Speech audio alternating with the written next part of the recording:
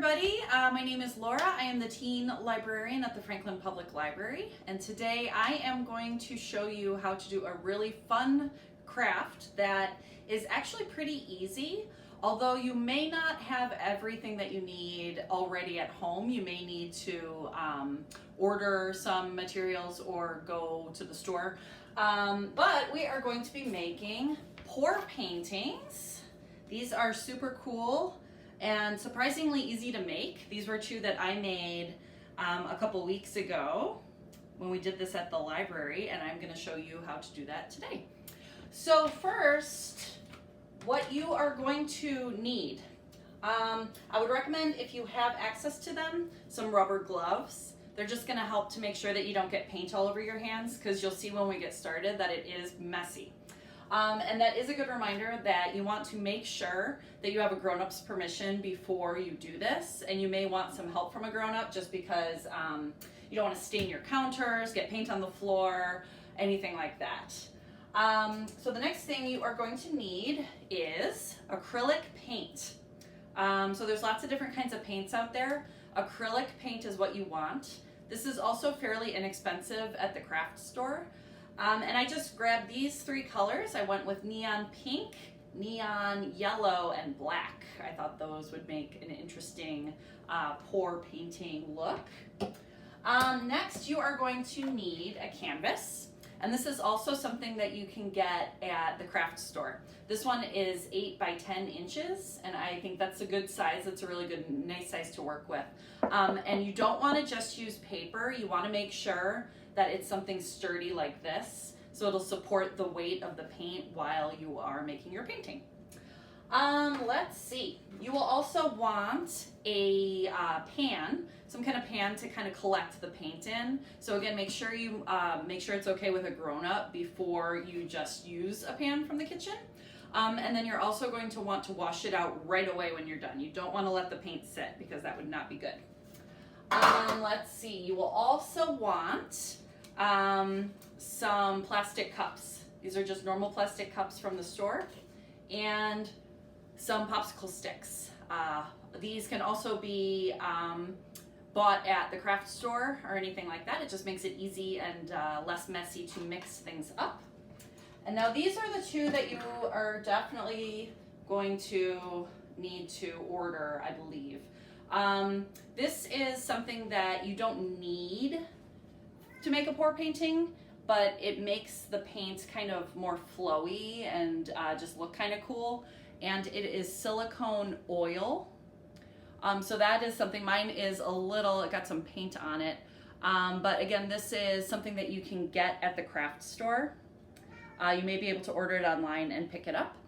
And then this I got at the hardware store. And this you would find in the paint aisle.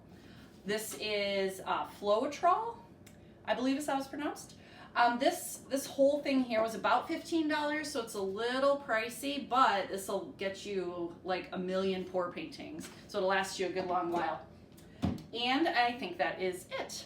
So once you have all of your supplies, the first thing that I am going to do is set up our canvas here. So I am going to take our cups, and I am just going to place them in the pan.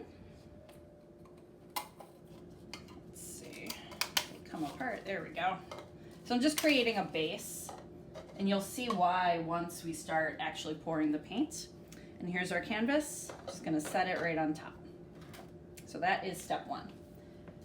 Now, before we get going with the paint, I'm gonna put my gloves on.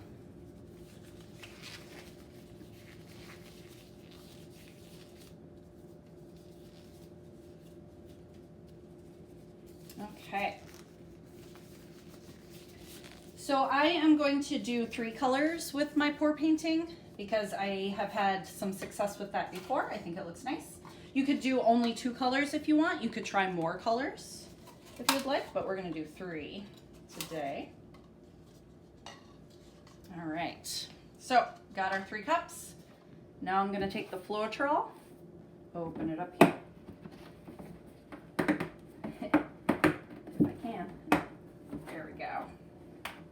All right, now you're gonna pour a little bit into each cup, And I would recommend, if you have a cup about this size, fill it about halfway up.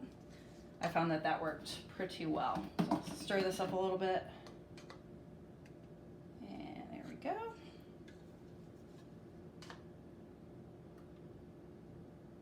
There we go.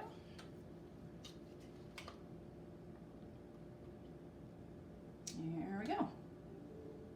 All right, so now we've got our 3 cups, just like that. Now we are going to put some paint in each one. So it doesn't have to be like a perfect scientific amount. I always just kind of eyeball it. Let's see if this comes out here. There we go. So just like that. And as a general rule, I found that it works best if once you start stirring it, you want to stir it real good. Real good here.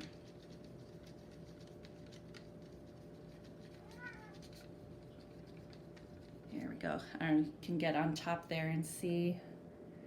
So I would say I actually am going to put a little bit more paint in here, because the more you put in, the darker it's going to be. And I usually try to, once I've mixed it in here, you want it to be as close to the actual paint color as you can get it. And you just really want to make sure that you're stirring it really good here.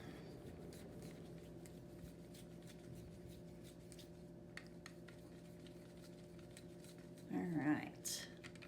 So that looks pretty good. That is pretty close. So then we'll go ahead and we'll do the yellow.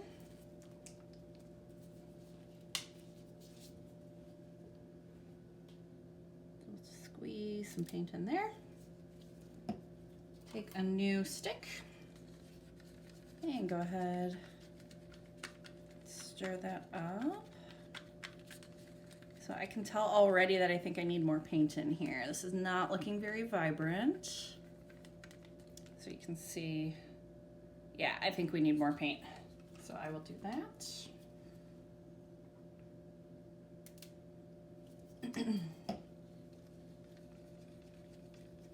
Yeah, that's looking better.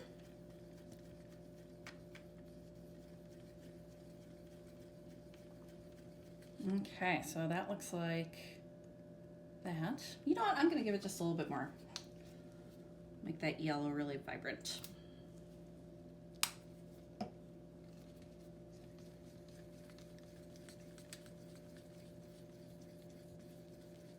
There we go. That looks pretty good. All right, so last but not least, we have black. So go ahead, add some black paint, grab a new stick.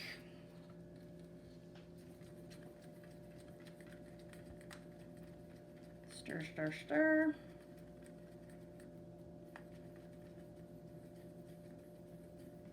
And it's really important that you really stir really well, because you don't want clumps of paint to be hanging out unexpectedly, because then when they plop right on your canvas, you will not be happy.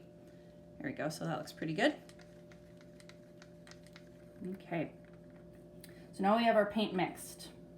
Now, this part is optional.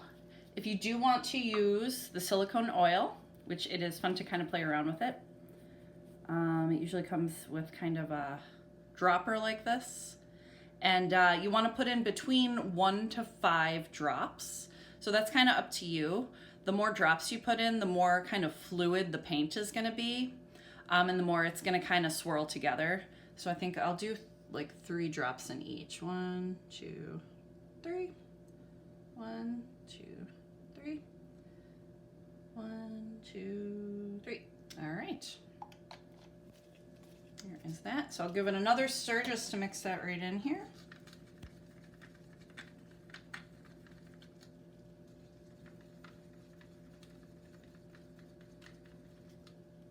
Okay.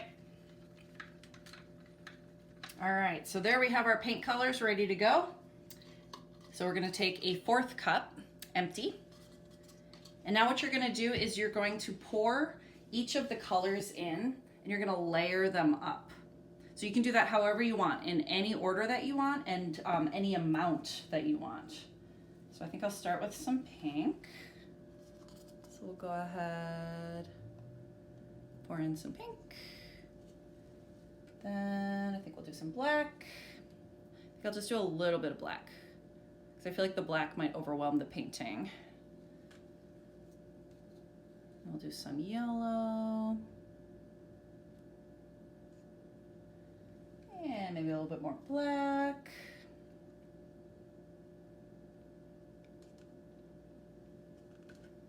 And as you can see, it's kind of layering up here. You can see inside that cup there. So we'll just keep going. Add some more pink. And some yellow.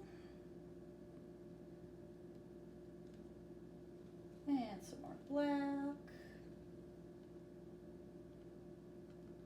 Oops, that was kind of a lot. That's okay. We'll go back with yellow. And of course, the paint that you add last, so it's on top, that's what's going to come out first when you start pouring. So that's one thing to remember too. Okay, so that looks pretty good. You want a fairly full cup. You can see, looks kind of cool. It's got our layers here. Now this is the fun part. So again, you want to make sure that you have an area. You got your pan here, so you're gonna catch the extra paint. I'm gonna move this stuff so I don't make a mess. All right, so now, again, there's no scientific way to do this. You're just gonna take this and you are going to pour it on your canvas. You can do that however you'd like. So I think I just start there. And we'll pour it over here. You can see the layers kind of coming out. Looks pretty neat already.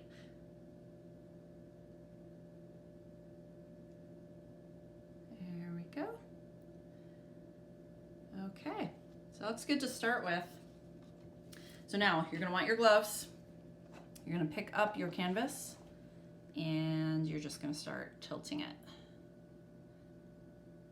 This is how it gets its name. You are pouring the paint on. So we'll do that. Twist it back this way.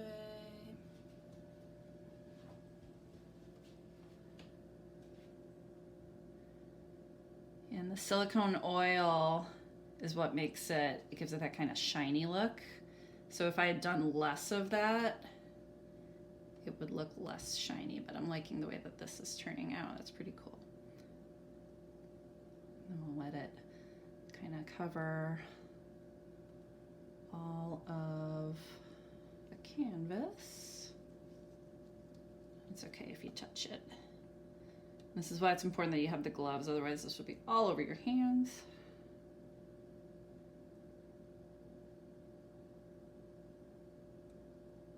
Here we go, that looks pretty cool. I do see some pink kind of globs in there. It looks like I maybe didn't stir that up quite good enough, but that's okay. If I was doing another one, I would probably stir it a little bit better. So I'm just gonna let it go down until it covers up that one last corner.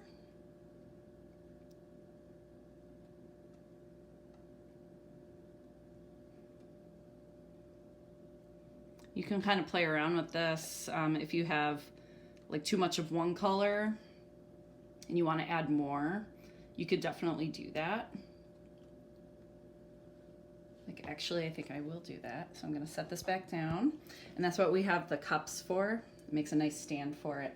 So I'm going to take our cup here, and I think I'm going to break up this like black kind of section here. I think I'm going to add some more color. There we go. So we'll just keep going. There we go. So that's kind of swirling around there.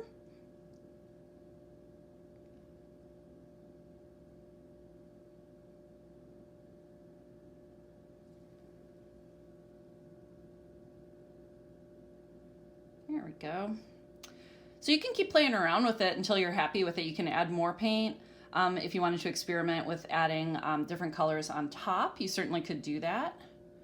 But I think I like this one just how it is. So I am, oops, got stuck there, that's okay. There we go. So now we have put it back on its pan, and this is what it's gonna look like. This is what the finished product is gonna be. But you want to leave it where it can dry for at least 24 hours. Because if you touch it, it might get too wet. So at this point, definitely see, look, I got that. I got some on the counter. I'm gonna go ahead and clean that up right away. So that is basically it. That is pour painting.